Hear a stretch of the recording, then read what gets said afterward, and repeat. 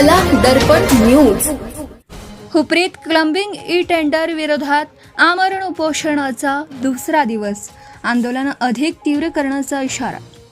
हुपरी नगर परिषदेमध्ये सन 2026-27च्या विकास कामांसाठी काढण्यात आलेल्या कथित क्लंबिंग ई टेंडर प्रक्रियेविरोधात अखिल भारत हिंदू महासभा शहर हुपरीच्या वतीने सुरू करण्यात आलेल्या बेमुदत आमरण उपोषणाचा आज दुसरा दिवस असून आंदोलन अधिक तीव्र करण्यात आलं आहे. उपोषणकर्त्यांनी प्रशासनाच्या निष्क्रिय भूमिकेविरोधात आजपासून सर्व कपडे काढून अर्धनग्न उघड्याने उपोषण सुरू केलं असून नगर परिषद प्रशासनाविरोधातील संताप अधिक तीव्र झाल्याचं दिसून येत आहे.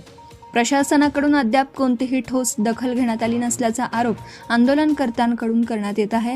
दरम्यान अखिल भारत हिंदू महासभेचे उपजिल्हा प्रमुख रमेश भुरे आणि शहर प्रमुख संजय पाटील हे प्रत्यक्ष उपोषणास बसले असून प्रशासनाने तातडीने हस्तक्षेप करून क्लंबिंग ई टेंडर प्रक्रिया रद्द करावी अशी मागणी करण्यात आली आहे.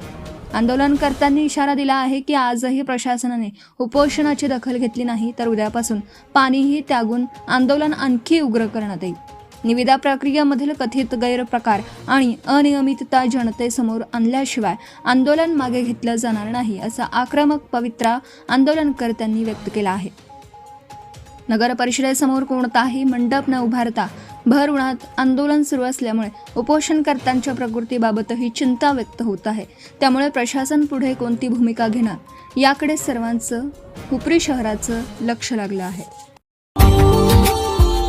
Subscribe now and press the bell icon.